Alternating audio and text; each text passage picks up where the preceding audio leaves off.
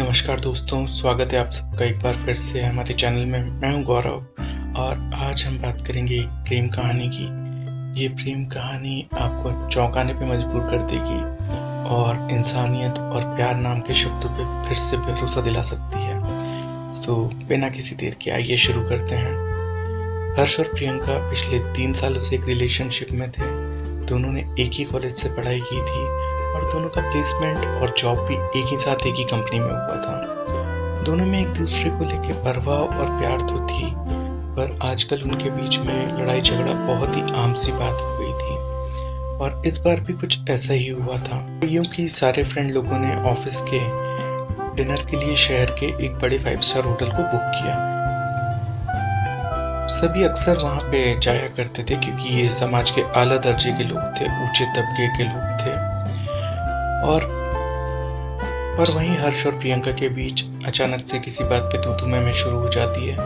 बात इतनी ज्यादा बढ़ जाती है कि अब दोनों किसी के काबू में नहीं आ रहे थे। एक बार तो हाथापाई की नौबत भी आई जब हर्ष के दोस्तों ने बीर बचाओ, बट प्रियंका यहाँ भी नहीं रुकती और वह हर्ष को उसकी सहेलियों से फ्लर्ट करने का भी आरोप लगा देती है। इन सभी बातों का हर्ष के मन में बहुत बुरा असर हुआ करता है। उसके मन में ये बातें जहर कर जाती है। हर्ष ने भी प्रियंका को कुछ खरी खोटी सुनाई। दोनों ही यहाँ पे देखने वाली बात है कि हाई सोसाइटी के लोग थे, रिच फैमिली से थे, यहाँ तक कि जॉब में भी उनकी सैलरी बहुत हाई लेवल पे थी। पर यहाँ झगड़े के कारण सब धरा का धरा ही रह गया था। दोनों ने एक दूसरे को जी भर के बेइज्जत किया, खूब कीचड़ उठाया और यहाँ फाइनली प्रियंका ने हर्ष को एक चुनौती दे दी कि वो इसकी जिंदगी में है, वरना हर्ष को कोई लड़की कभी भाव भी ना दे, उसकी तरफ खांस भी न डाले। और यहाँ तक कि अभी जो न्यू ईयर इवेंट होने वाला है उसके साथ प्रियंका के अलावा कोई जाने को उसके साथ तैयार ही ना हो। हर्ष ये चैलेंज महीने में एक्सेप्ट कर लेता है और वहां से जाने लगता है। अब ना ही प्रियंका उसको रोकने की कोई कोशिश करती है, ना ही हर्ष गुस्से में पलट के देखने की एक बार तक कोशिश करता है। वह वहां से सीधा चला जाता है, अपनी कार उठाकर गुस्से में ड्राइव करने लगता है। वो कुछ दूरी पे ही गया होता है कि उसे अचानक एक चौराहे पे भीड़ का एक बड़ा घेरा सा दिखता है। वह कार पार्क करके उस घेरे की तरफ बढ़ता है तो देखता है एक लड़की होती है वहां पे। वो जख्मों में होती है, उसे हाल ही में कोई कार वाला उड़ा के भाग भी चुका होता है। वो लड़की, उसमें जगह जगह घाव से खून आ रहा था। वो मदद के लिए पुकार रही थी लेकिन कोई भी उसकी मदद के लिए आगे नहीं आ रहा था। ये सब देख के हर्ष का खून खौल जाता है। वो भीड़ को थोड़ी खड़ी खोटी सुनाता है और फिर कुछ लोगों की मदद से उस लड़की को अपनी कार में पीछे बिठा के नजदीकी हॉस्पिटल ले जाता है। हॉस्पिटल में वो उसकी मरहम पट्टी कराता है, एडवांस में ही मरहम पट्टी का सामान और दवाइयाँ ले लेता है। डॉक्टर से क्लीन चिट मिलने के बाद हर्ष उस लड़की को वापस गाड़ी में बिठाता है और उससे पूछता है कि तुम बताओ तुम्हें कहाँ पे, एड्रेस कहाँ है, मैं वहाँ पे ड्रॉप कर देता हूँ, छोड़ देता हूँ। अब वो लड़की बताती है कि दरअसल वह पास ही के एक ऑर्फनेज में रहती है, अनाथालय में, और वो उसे वहीं ड्रॉप कर दे। हर्ष एकदम से अचरज में पड़ जाता है, परंतु वो बिना किसी सवाल जवाब के अपनी कार उस डायरेक्शन में मोड़ देता है। लेकिन चूंकि वहाँ एक ऑर्फनेज का नियम होता है कि रात को 10 बजे बाद वो लोग गेट किसी भी सूरत में नहीं खोलते। हर्ष के लाख मिन्नतें करने के बाद भी वह उस अनाथालय का गेट नहीं खोलते। मजबूरी में हर्ष अब उस लड़की को बेसहारा पाता है तो मजबूरन में गाड़ी अपने घर की तरफ मोड़ लेता है। खैर, अब ये लोग हर्ष के घर की तरफ आ चुके होते हैं। हर्ष कार रोकता है और उस लड़की से बोलता है कि आज रात को तुम्हारे पास जाने को कहीं जगह नहीं है, तुम मेरे घर में इत्मीनान से रह सकती हो। लड़की डरी सहमी थी, उसने ये सब माहौल कभी देखा नहीं था। वो पहले तो कार से उतरने को तैयार नहीं थी, लेकिन हर्ष अब इन सब चीज़ों से बहुत चिड़चिड़ा हो गया था और वो गुस्से से उसको डांट देता है। जैसे ही वो उसको डांटता है तो लड़की चुपचाप उसके साथ साथ उसके घर में चली जाती है और घर में यहाँ जैसे ही वो आती है उस बहुत चक्की सी रह जाती है। दरअसल उसने अपने सपनों में ही या टीवी में ही ऐसा आलीशान घर या महल देखा था। एक एक सजावट, एक एक घर की चीज़ों को देख के उसकी आंखें जैसे हैरानी से फटी की फटी रह जाती है। हर्ष का मूड पहले ही अभी हाल ही में हुए झगड़े से और भी खराब था। ऊपर से अब इस लड़की के होते हुए वो घर में ड्रिंक्स भी नहीं बना सकता था। खैर, लड़की के कपड़ों पे काफ़ी खून लगा हुआ था और वो पहले से भी मैले कुचले थे। उसे अपना लोअर टी शर्ट दिया और उसे बोला कि तुम नहा धो लो, फ्रेश हो जाओ और देखो मैं सोने जा रहा हूँ, अगर तुम्हें कुछ खाना है तो बना लेना। और ऐसा कह के वो सोने चले जाता है। वो लड़की पहले तो उस घर में आना ही नहीं चाहती थी, लेकिन मजबूरी के चलते पहली बार ज़िंदगी में उसे ये सब देखना पड़ा। ऊपर से उसे हर्ष का गुस्से वाला व्यवहार भी उसे डरा सा रहा था। लड़की काफ़ी देर तक वहीं पे हॉल के कोने में बैठ के रोती रही। फिर उसने अपने आप को संभाला और वो उन कपड़ों को लेके नहाने चली गई। नहाने के बाद उसे भूख लगी और जब वो किचन में गई तो इतना बड़ा किचन देख के वो हक्की बक्की थी। उसे कुछ समझ ही नहीं आ रहा था कि कहाँ से क्या मिल सकता है। फिर भी उसने कुछ ड्रॉर खोलने की कोशिश की और इसी जद्दोजहद में उससे एक ड्रॉर में रखी कुछ क्रॉकरी गिर गई और गिरते से ही वो टूट के बिखर गई और उसके गिरने से एक जोरदार आवाज़ भी हुई। अब उस लड़की का चेहरा एकदम खौफ में और बिल्कुल आंसू से भर चुकी थी वो, क्योंकि वो एक बहुत गरीब तबके की लड़की थी। वो ये महंगी क्रॉकरी का भरना शायद उसके महीने की सैलरी में भी नहीं आ सकता था। शोर सुन के हर्ष वहाँ पे आता है तो दिखता है कि वो लड़की कोने में बैठ के रो रही है। तो एकदम से अचरज में हर्ष पूछता है कि ओ गॉड, क्या हुआ, तुम्हें चोट तो नहीं लगी? तभी वो लड़की बोलती है, सर प्लीज़ मुझे माफ़ कर दीजिए, मैंने आपके कुछ क्रॉकरी फोड़ दी है। और वो लड़की बदस्तूर रोई जा रही थी। हर्ष अब थोड़ा सा शांत होता है, उस लड़की को शांत करता है। बोले नहीं कोई बात नहीं, मेरी गलती थी, मुझे तुम्हें बताना चाहिए था कि कहाँ पे क्या रखा है। चलो बोलो क्या खाओगी, मैं बना देता हूँ तुम्हारे लिए। लड़की फिर उससे मिन्नत करती कि नहीं सर, आप मुझे केवल बता दीजिए, सामान दे दीजिए, मैं खुद बना लेती हूँ। हर्ष ने उसे सामान दिया और अगले 20-25 मिनट बाद उस लड़की ने कॉफ़ी और आलू के पराठे बना के तैयार कर लिए और वो खाना लेके हॉल में आ जाती है। हर्ष को वैसे तो भूख नहीं थी, पर वो खाने की खुशबू से अपने आप को रोक भी नहीं पाया और वो उसके साथ में खाना खाने लगा। अब पहली बार खाना खाते समय हर्ष ने उस लड़की को गौर से देखा तो नहाने के बाद पता चल रहा था कि वो निहायत ही खूबसूरत है और किसी से कम नहीं थी इस खूबसूरती में, और ऊपर से वो उसके कपड़ों में बहुत क्यूट सी लग रही थी। तभी उसके दिमाग में अपनी गर्लफ्रेंड को चलाने का एक तूफानी आइडिया आ जाता है। लेकिन क्या ये लड़की उससे तैयार होगी? तो उसके दिमाग में यही सारी बातें चल रही थी कि इस लड़की को मनाना कितना मुश्किल होगा। खैर इनका डिनर खत्म होता ही है। कुछ देर तक दोनों बिल्कुल शांत बैठे रहते हैं। तभी वो लड़की अचानक से पूछती है कि सर आप इस घर में अकेले रहते हैं, आपकी फैमिली, आपके मदर फादर वो कहीं गए हुए हैं क्या? तो हर्ष कहता है कि नहीं, वो मेरे साथ नहीं रहते, वो विदेश में रहते हैं। और इस बार उसकी बातों में बहुत नरमी, एक इमोशन सा हम देख सकते हैं जो कि अभी तक इस लड़के की आवाज़ में गायब सा था। उनके पास क्यों नहीं चले जाते या उन्हें अपने पास क्यों नहीं बुला लेते? हर्ष बोलता है क्योंकि मैं उनके पास जाना नहीं चाहता। क्यों भला? आप तो इतनी लकी हैं कि आपके पास एटलीस्ट माता पिता हैं और आप उनसे दूर हैं। अब हर्ष थोड़े से रुआ से गले में बोलता है, मैं उन दोनों को देखना भी नहीं चाहता, उनके साथ रहना तो बहुत दूर की बात है। वो लकी हैं कि वो मुझसे दूर हैं। जब मुझे उनके साथ की सबसे ज़्यादा ज़रूरत थी तब वो अपनी ज़िंदगी में सिर्फ तरक्की और पैसा कमाने में लगे थे। वो तो यहाँ तक भी भूल चुके हैं कि उनका कोई लड़का है, उनके प्यार, उनकी देखभाल के लिए जो तरसता है। खैर अब तो मैं उन दोनों की शक्लें तक भूल चुका हूँ। उसका गला रुआंसा हो चुका था और आंखों में थोड़े से आंसू थे जो उसने बड़ी ही सफाई से छुपा लिए। लड़की भी नज़ाकत को भाग जाती और आगे कुछ नहीं पूछती। लेकिन जब हर्ष उस लड़की को डरा हुआ देखता है तो खामोशी तोड़ते हुए पूछता है कि तुम्हारा नाम क्या है? तो वो लड़की बताती है कि मेरा नाम परिणीति है और प्यार से सब लोग मुझे परी बुलाते हैं। ये तो अच्छा नाम है। जी हाँ, मुझे वो अनाथालय वाली उन्होंने मुझे नाम दिया है। जब से वो मुझे मिली हैं तब से मुझे परी बुलाते हैं। परी की आंखों में भी एक दर्द सा आ जाता है इस बातों को बताते बताते। फिर हर्ष उससे पूछता है तुम्हारी फैमिली, मम्मी पापा? तब परी एक्चुअल सारी बातें बताती कि उन्हें किसी ने नहीं देखा, मुझे कौन फेंक गया था उस कचरे के डब्बे में अनाथालय के पास में। कोई कहता है कि मैं किसी का बाप हूँ या कोई कहता है कि मैं किसी बेबस खानदान की मजबूरी हूँ। खैर साहब, मेरा तो रोज़ का है, मुझे तो आदत पड़ चुकी है इन सब चीज़ों की। अब हर्ष उससे कहता है कि चलो ठीक है, सो जाओ, मैं कल तुम्हें तुम्हारे एड्रेस पे छोड़ दूंगा। वैसे क्या तुम मेरी एक हेल्प करनी चाहोगी? हर्ष के चेहरे पे थोड़ा सा संशय का भाव था। वो लड़की निश्चिंत होकर बोलती है, सर आपने मुझ पे इतना बड़ा एहसान किया है। जब वहाँ पे इतने सारे लोग थे और मुझे मरने के लिए सबने छोड़ दिया था, तब आपने मेरी मदद की। आप सिर्फ अपना ऑर्डर दीजिए परी ने हाथ जोड़ के पूरे जोश के साथ उसे रिप्लाई किया। तब हर्ष उससे बोलता है, क्या एक रात के लिए मेरी गर्लफ्रेंड बनोगी? यह सुनते ही परी के होश उड़ गए। बोले, सर मुझे माफ़ कर दीजिए, मैं वैसी लड़की नहीं हूँ, आप मुझे गलत समझ रहे हैं। मैं आपके सारे पैसे चुका दूंगी और मुझे प्लीज़ यहाँ से जाने दो, इज्जत के सिवा कुछ नहीं है मेरे पास।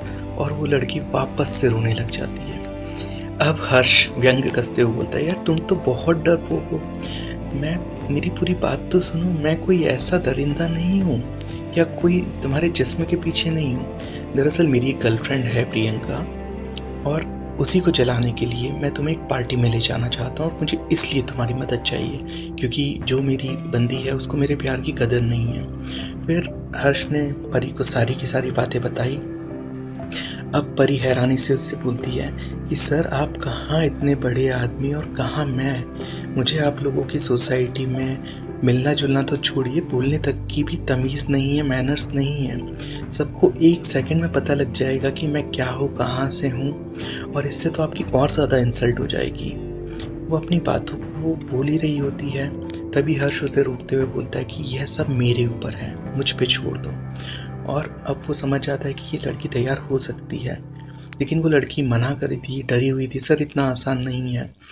अरे बहुत आसान है, तुम एक बार हाँ तो बोल दो। सर मुझे बहुत डर लग रहा है, प्लीज़ ये मेरे बस का नहीं है। अब हर्ष उसको बोलता है, तुम प्लीज़ ये मेरी हेल्प कर दो, मैं बदले में तुम्हें 1 लाख रुपए दूंगा। अरे बात पैसों की नहीं है, तो क्या तुम्हें काम चाहिए, नौकरी चाहिए? सर आप गलत समझ रहे हैं, मैं आपसे किसी चीज़ की उम्मीद नहीं करती, बस मैं ये नहीं चाहती कि मेरे कारण कहीं आपकी बेइज्जती हो जाए, इंसल्ट हो जाए। और वो लड़की उस टाइम में वाकई में बहुत नर्वस होती है।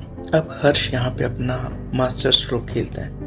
वो बहुत ही इमोशनल होके, दुखी होके उससे बोलता है, कोई बात नहीं, मैं तुम्हें मजबूर नहीं कर सकता, वैसे भी मेरी बेइज्जती हो जाए तो तुम्हें इससे क्या फ़र्क पड़ेगा।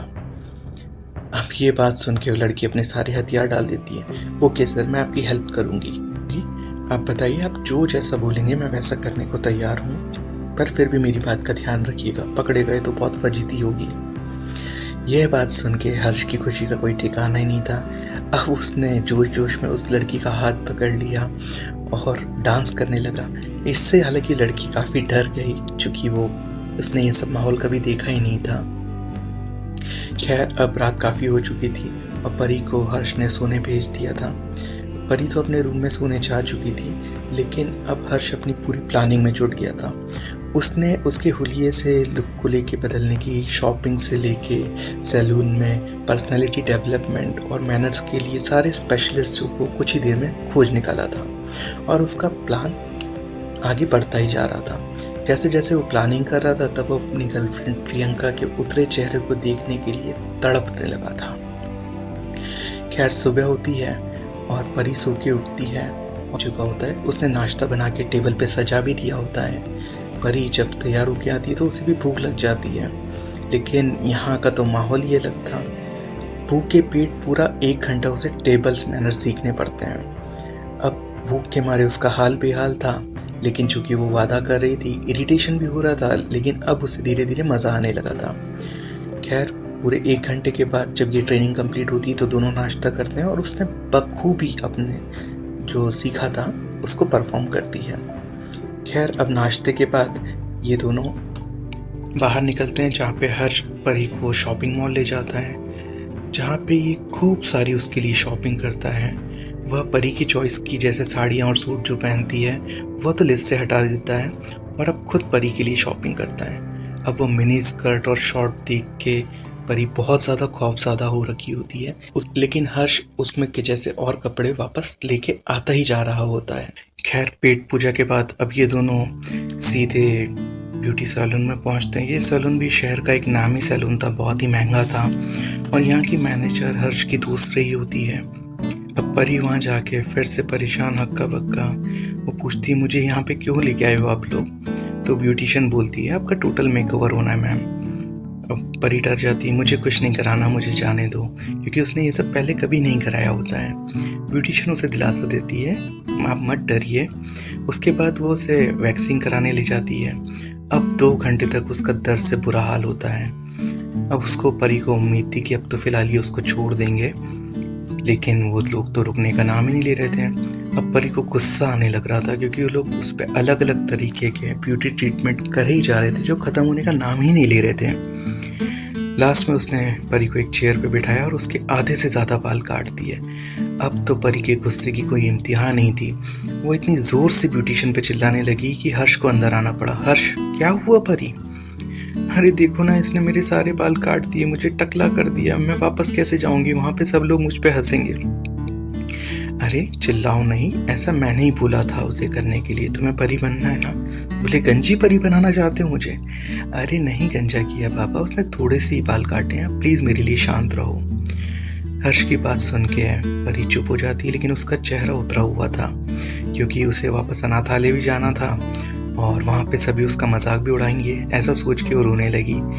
अब फिलहाल उसका फेस वॉश, मैनिक्योर, पेडिक्योर सारे ट्रीटमेंट होते गए।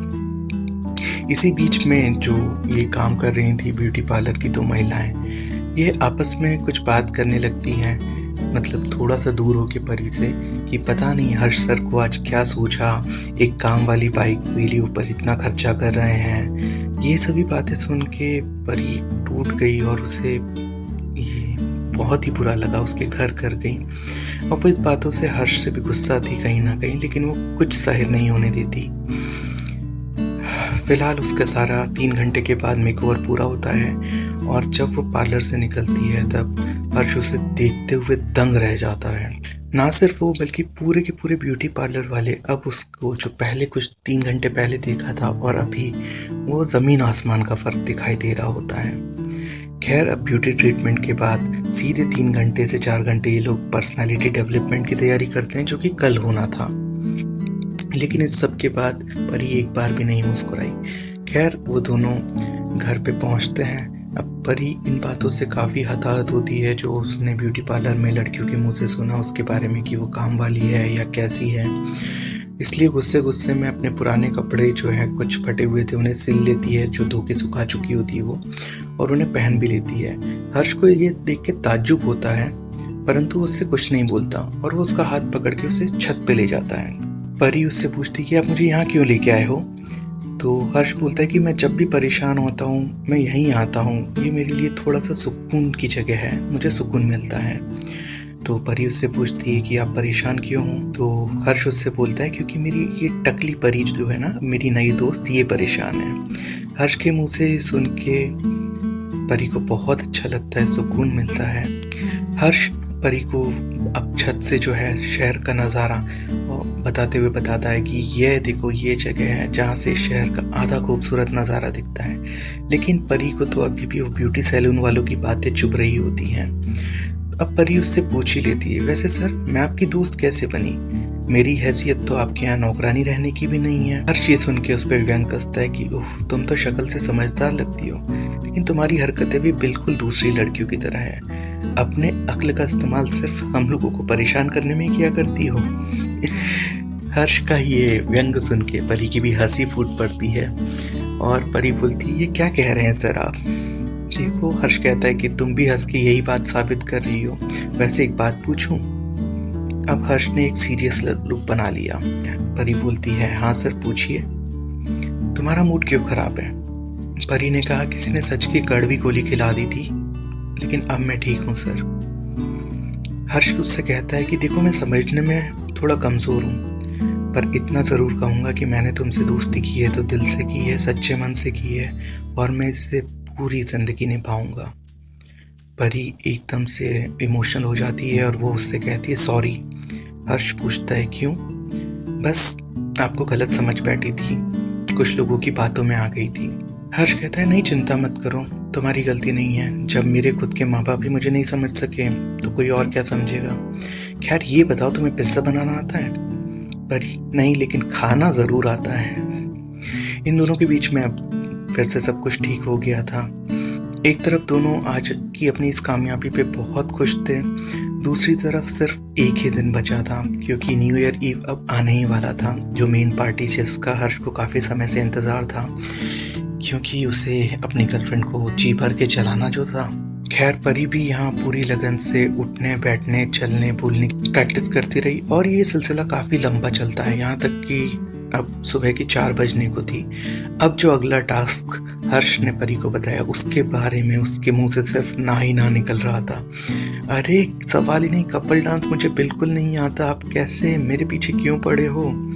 परी दहशत में पूरे कमरे में इधर से उधर भाग रही थी। चाहे वो दोनों इस समय कैसे भी हालात में हो, जूझ रहे हो, पर कोई भी उन्हें देखता तो इस वक्त शायद उन्हें दुनिया का सबसे प्यारा कपल कह के दिलासा देता है। रिलैक्स यार, कपल डांस बहुत इजी होता है, बस मेरा हाथ थामना, बाकी मैं सब संभाल लूंगा। नहीं, ऐसे ही कह के आपने मुझे आज टकला करा दिया था ना, अब मुझ पे भरोसा नहीं होगा। बाप रे।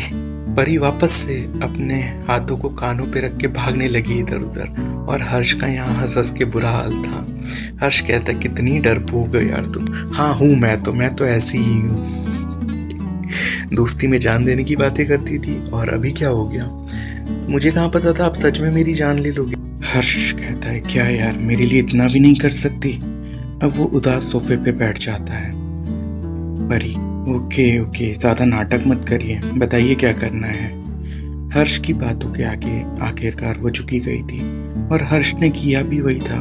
उसको पता था कि परी उसे कमजोर नहीं देख सकती, उदास नहीं देख सकती। अब वो मान जाती है, और बाकी के 4 से 5 घंटे वो दोनों एक दूसरे की बाहों में बाहें डाले झूमते हुए डांस कर रहे थे, जब तक परी की ताल हर्ष की ताल से नहीं मिल गई।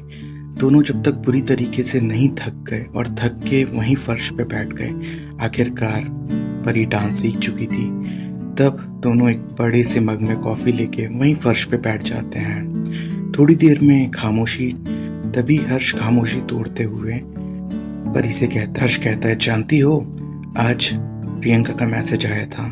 परी, ओह, उसको आपकी याद आ ही गई, शायद इसीलिए कल की इवनिंग पार्टी आपके लिए इतनी अहमियत है, लव बर्ड से ठहरे। हर्ष कहता है, नहीं यार, सभी तुम्हारी तरह स्वीट और मासूम नहीं होते मैडम परी। मतलब ये कि उसने सिर्फ मुझे मेरा चैलेंज याद दिलाने के लिए मैसेज किया था। ओह सॉरी, मुझे लगा। अरे सॉरी क्यों बोल रही हो यार? परी कहती, एक बात पूछूं? बोले, हाँ, तुम्हें कुछ भी पूछने के लिए कोई परमिशन लेने की जरूरत नहीं है बाबा, जो चाहे पूछ लो। तो परी कहती है कि आप प्रियंका से बहुत प्यार करते हैं। हर्ष कुछ सोचता है और बोलता है, एग्जैक्टली, मुझे यही तो नहीं पता, इस बारे में मैंने कभी सोचा ही नहीं। सच कहूँ तो बस वो मेरा अकेलापन दूर करने के लिए पहले मेरी बहुत अच्छी दोस्त थी। वक्त गुजरता गया, वो दोस्त प्यार में बदल गया। धीरे धीरे वो मेरी आदत और ज़रूरत बन चुकी है, और इसके बदले मुझे अपनी आधी से ज़्यादा सैलरी, कई सारी चीज़ें उस पर खर्च करनी पड़ती है। हालांकि मुझे इन चीज़ों का अफसोस नहीं है, पर मुझे जो प्यार चाहिए था वो शायद मुझे आज तक नहीं मिला, और मैंने भी समझौता कर लिया था, लेकिन अब हम दोनों के झगड़े के बीच में ये सब अब पॉसिबल नहीं है। खैर छोड़ो, मेरा क्या है, तुम ये बताओ, तुमने कभी प्यार किया है? परी हंसते हुए बोलती है, क्यों मजाक कर रहे हैं सर? प्यार मोहब्बत तब सही लगता है जब पेट में रोटी हो, जेब में चंद पैसे हों। जब से मैंने होश संभाला है तब से प्यार तो क्या, ढंग से कोई बात कर ले ये भी नसीब नहीं हुआ। कोई है जिसे मैं अपना कहूँ, ये तो कभी हुआ ही नहीं। माँ बाप ने जन्म दे के सड़क पे कुत्तों को खाना बनने के लिए फेंक दिया यार, और क्या जिंदगी होगी। दोस्ती यारी से मैं हमेशा खुद को दूर रखती हूँ। अभी जॉब की है, मैंने अपना ग्रेजुएशन किया है, लेकिन वहाँ भी लोग मेरे जिस्म को भूखे भेड़िए की तरह देखते हैं, उसकी कीमतें लगाते हैं। कई बार मुझे अलग अलग बहानों से अलग अलग लालच दिए जाते हैं कि मैं उनका साथ दूं। ले देकर केवल अनाथालय वाली वो आंटी हैं जिनकी डांट और गाली में ही प्यार दिखता है। एक वही है जिनका हर कहा मेरे भले के लिए होता है। और ये सब बोलते बोलते परी की आंखें छलक उठी। प्लीज़ मुझे माफ़ कर दो, मेरा ये सब कोई मतलब नहीं था, और चिंता ना करो, मैं तुम्हारे साथ हूँ, मेरी आंखों में देखो। उसका हाथ पकड़ते हुए बोलता है, मैं मरते दम तक तुम्हारा साथ निभाऊंगा। परी मन ही मन में वैसे तो उसको देख के मुस्कुरा रही होती है उस भरी आंखों से, और फिर कहती है, ऊपर वाले को शायद मुझ पे दया आ गई होगी सर, इसलिए ये बिताए आपके साथ कुछ दिन ही सही, मेरी ज़िंदगी के सबसे हसीन दिन थे। एक जन्नत जो मैंने कभी सपनों में भी नहीं देखी थी, वो आपने मुझे दिखाई। उस दिन मैं रोड पे मर ही जाती, और उस लावारिश लाश का कोई पंचनामा लेने भी नहीं आता, लेकिन आपके साथ बिताए ये दिन मेरे साथ ज़िंदगी भर रहेंगे। आपका बहुत बहुत शुक्रिया। मैं और किसी काबिल तो नहीं, लेकिन हाँ, ये आपकी हेल्प करके मुझे बहुत सुकून मिलेगा और मुझे आने वाली मेरी फिर से वही ज़िंदगी बुला रही है। ये सब खत्म होने के बाद मुझे वहीं गुमनामियों में खो जाना है। हर्ष उसकी ये बातें सुन के बहुत इमोशनल हो गया और उसने परी को अपने गले से लगा लिया। परी ने आज पहली बार अपनी ज़िंदगी में ये एहसास किया था। उसे बहुत सुकून मिला, परंतु आज पहली बार उसे किसी ने हक किया तो वो बहुत डर गई। उसके हाथ पैर कांपने लगे और वो एकदम से पीछे हट गई, ना चाहते हुए भी। हर्ष ने उसे समझाते हुए दिलासा दिया और उसे सुलाने को भेज दिया और वो उसे रूम में छोड़ने के बाद अपने लिए हॉल में एक ड्रिंक बना के बैठ गया और वो परी के बारे में सोचने लगा। आज तक उसे कोई इतना मासूम निस्वार्थ इंसान कभी मिला ही नहीं था। उसे लगा जैसे ये सब एक सपना महज है। खैर, वो मन ही मन परी के लिए इज्जत और परवाह करने लगा था। वहाँ नींद भी परी की आंखों से काफी ओझल थी। वो भी बस हर्ष के ख्यालों में खोई हुई थी। उसकी जिंदगी में ये सब खास दिन खत्म होने जो आ रहे थे और अब एक बार फिर से उसे अपनी उस तन्हा और लावारिस सी जिंदगी में वापस जाना था, जहाँ एक वक्त का खाना तो दूर है, बाकी सिर्फ गालियां ही सुनना था। Finally it's the night of new year event. Harsh के सभी दोस्त प्रियंका और उसकी मंडली सभी हर्ष का बखूबी इंतजार कर रहे थे। प्रियंका को भरोसा था कि हर्ष नहीं आएगा और अगर आया भी तो उसे प्रियंका के पैरों में गिर के माफी मांगनी पड़ेगी और उसे उसी का साथ कबूलना होगा। खैर, कुछ ही देर बाद हर्ष और परी बाहों में बाहें डाले एंट्री लेते हैं और अचानक से सभी की निगाहें सिर्फ उन दोनों पे आके ठहर जाती है। परी ने वाइट ब्राइडल जैसा गाउन पहना था जिसमें बला की खूबसूरत लग रही थी, मानो सचमुच की कोई परी हो। प्रियंका का मुंह खुला का खुला रह गया, उसे अपनी आंखों पे यकीन भी नहीं हो रहा था। हर्ष ने एक डार्क नेवी ब्लू कलर का 3 पीस सूट पहना था। वह उसमें बहुत ही फबरा था, एक जेंटलमैन लग रहा था। खैर, सभी लोग मिलते हैं और तभी एक फ्रेंड सभी को पकड़ के एक बड़ी सी टेबल पे सबको ड्रिंक और स्नैक्स के लिए इनवाइट करके बैठा लेता है। हर्ष सभी को परी से अपनी नई गर्लफ्रेंड बता के इंट्रोड्यूस कराता है। अब इससे प्रियंका पूरी तरीके से जल जाती है। उसका तो पूरा पासा ही उल्टा पड़ गया था। वेटर सभी को ड्रिंक्स एंड स्नैक्स सर्व करता है। परी अपने लिए सिर्फ कोल्ड ड्रिंक ही लेती, बाकी सभी लोग अपनी अपनी चॉइस की ड्रिंक्स लेते हैं। सब चीयर्स करते हैं। परी भी सब में घुल मिल जाती है और वह अपने सीखे हुए मैनर्स को बखूबी इस्तेमाल कर रही होती है। कोल्ड ड्रिंक पकड़ने का स्टाइल, स्नैक्स लेने का, यह सब तौर तरीके उसके लिए बिल्कुल नए थे, लेकिन अब वो इस हाई सोसाइटी से पूरी तरीके से कॉम्पैटिबल और मैच्ड होती हुई दिख रही थी। हर्ष के साथ होने से उसमें एक अजीब का कॉन्फिडेंस आ चुका था। ऐसे में अब उसमें और इन अमीरों में कोई फर्क नहीं रह गया था। प्रियंका ने बातों बातों में परी से बहुत कुछ जानना चाहा, जैसे तुम कहाँ से हो, क्या करती हो, कहाँ से पढ़ाई की है, किस घर बार से हो, वगैरह वगैरह। प्रियंका को यहाँ दाल में कुछ ना कुछ काला तो लग रहा था, पर हर्ष और परी ने पूरी तरीके से और बहुत मेहनत और रिहर्सल की थी। उसी के साथ वो वहाँ पे आए थे, तो उन्होंने कोई मौका ही नहीं दिया। परी ने बड़ी बेबाकी से प्रियंका के हर सवाल का बड़े ही कॉन्फिडेंस से जवाब दिया, जिसे सुन के तो खुद हर्ष अचंभित हो गया था। उसका मुंह खुला का खुला था। खैर, प्रियंका की दाल यहाँ भी ना गली और वो फिर मायूस हो गई। अब वो वॉशरूम का बहाना करके वहां से उठ गई। बाथरूम में जाके उसने गेट अंदर से बंद किया और फूट फूट के रोने लगी। अब उसे अपने हर्ष के साथ बिताए गए सारे पल दिखाई देने लगे और उसे अपने किए पे गिल्ट भी था, लेकिन अब वो परी से जल भी रही थी और कुछ कर भी नहीं सकती थी। हर्ष उसे अपने आप से दूर जाता हुआ दिख रहा था। पछतावा तो था, लेकिन गुस्सा भी कम ना था। अब वो अपने आप को संभालती है, अपना मेकओवर फिर से करती है और बाथरूम के अंदर से अपनी सहेली को फ़ोन लगाती है और उसे बोलती है, एक प्लान है मेरे पास और हम सभी को ये प्लान पूरा करना है। अब वो अपने आप को संभाल के प्रियंका वापस टेबल पे आके बैठ जाती है।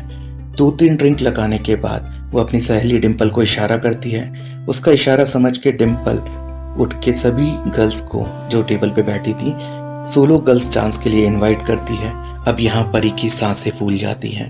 हर्ष भी पूरी तरीके से परेशान हो जाता है, क्योंकि ये सब तो प्लान के बाहर की चीज थी। सिंगल डांस तो परी ने सीखा ही नहीं था और अब तो जैसे सारा भांडा फूट जाएगा। परी मना करने लगती है, लेकिन ये प्रियंका का प्लान था, तो उसकी बेस्ट फ्रेंड डिम्पल कहाँ मानने वाली थी। वो और सारी फ्रेंड्स मिलके परी का हाथ पकड़ के खींच ले जाती हैं उसे डांस फ्लोर पे। हर्ष के माथे पे पसीना सबको साफ साफ दिख रहा था, पर वो कर भी क्या सकता था, वो मजबूरी में हाँ कर देता है और हर्ष परी को आंखों ही आंखों में भरोसा दिलाता है। परी घबराई सहमी सी उठती है। डिम्पल उसका हाथ पकड़ के डांस फ्लोर पे ले जाती है। सभी लड़कियां अब डांस फ्लोर पे थी, सब नाचने लगती हैं। परी बमुश्किल उन सब लोगों को कॉपी करके डांस करने लगती है, पर अब उस कॉन्फिडेंस अब डवाडोल हो चुका था। वह बमुश्किल से सभी लड़कियों को कॉपी कर करके उनके मूव्स देख के डांस करने की कोशिश करती है, पर अब उसका कॉन्फिडेंस उससे दूर था। हर्ष भी वहाँ दूर ही से सब देख रहा था, वो बेचैन था, पर अब वो चाह के भी कुछ नहीं कर सकता था। यहाँ प्रियंका परी की ये कमजोरी भाप जाती है और सभी सहेलियों को आंखों ही आंखों में इशारा करती है, जिससे सारी सहेलियां परी के आसपास घेरा बना लेती हैं और डांस करने लगती हैं। अब वो सब उससे एकदम सट जाती हैं और जैसे ही एक मौका मिलता है तभी अचानक प्रियंका परी को अपने पैरों से उलझा के गिरा देती है।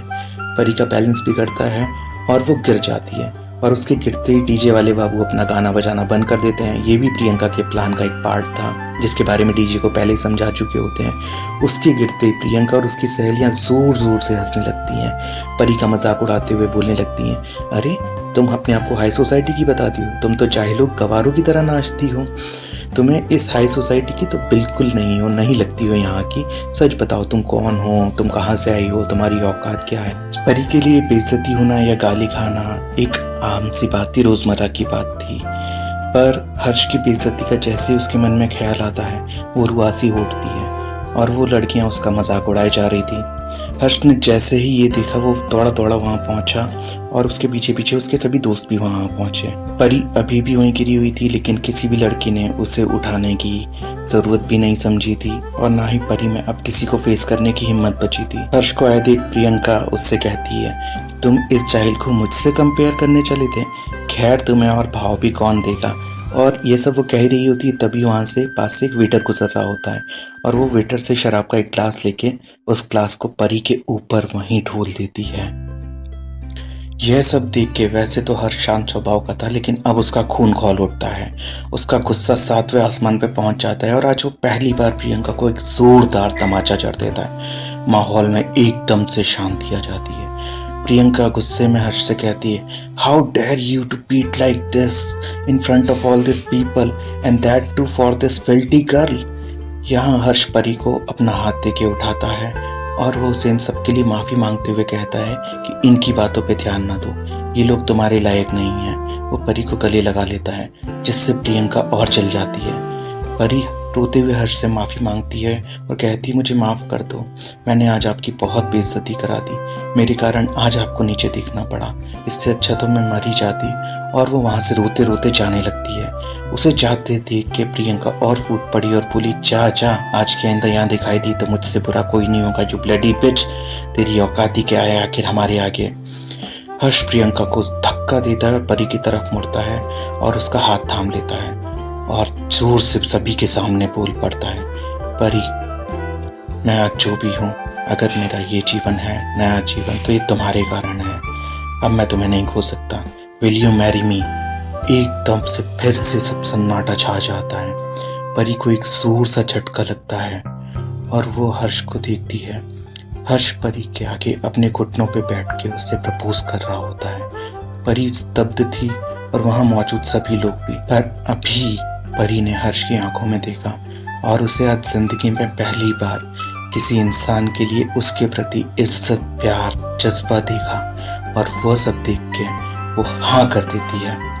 और तभी हर्ष के दोस्त सेलिब्रेशन शुरू कर देते हैं और प्रियंका वहाँ से रोती रोती अपने कदमों से चली जाती है। सो दोस्तों, ये थी आज की हमारी कहानी। आशा करते हैं आपको हमारी मेहनत पसंद आई होगी।